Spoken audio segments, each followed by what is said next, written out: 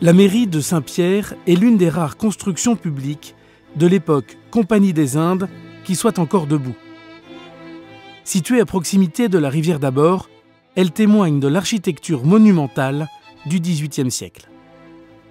Sa construction est également remarquable car construite par des ingénieurs de marine et non des techniciens de la construction civile. Le monument fait partie de ces trois hôtels de ville avec ceux de Saint-Leu et de Saint-Paul qui datent d'avant les communes.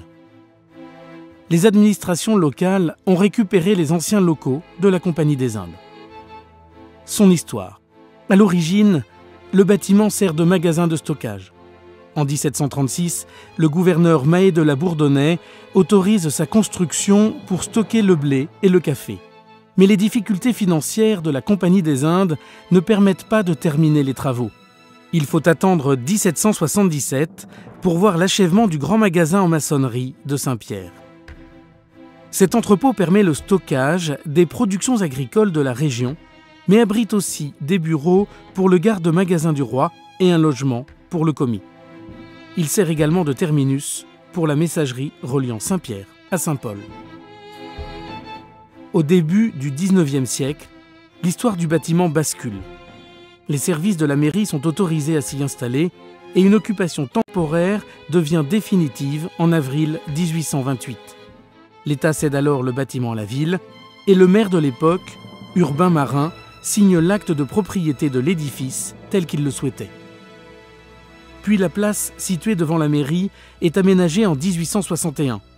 Elle sert de place d'armes quand les milices sont passées en revue. La modification suivante n'intervient qu'un siècle et demi plus tard, dans les années 1960. D'importants travaux de rénovation modifient complètement la distribution intérieure. Ils sont à l'origine de la configuration actuelle. Les façades du bâtiment sont classées aux monuments historiques en 1982. Restauration de la toiture en 1994 et des enduits extérieurs en 2000. L'architecture. Le bâtiment de l'hôtel de ville se situe dans la continuité stylistique des premiers édifices publics de la Réunion, bâtis dans les années 1730 à 1760. Cet imposant édifice d'un étage, long d'environ 40 mètres, est construit en moellon, régulièrement taillé et recouvert d'un enduit. Son plan, son volume, sa toiture sont d'une grande rigueur. Ils attestent d'un savoir-faire qui privilégie l'utilité, la fonction négligeant tout le décor architectural, considéré comme superflu.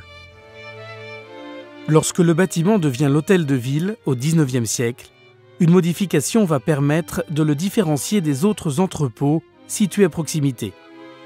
Un fronton de facture néoclassique, encadré de volutes chantournées, surmonté d'un lanternon, sera ajouté à la façade ouest. La place est également dotée d'une fontaine monumentale en fonte de fer.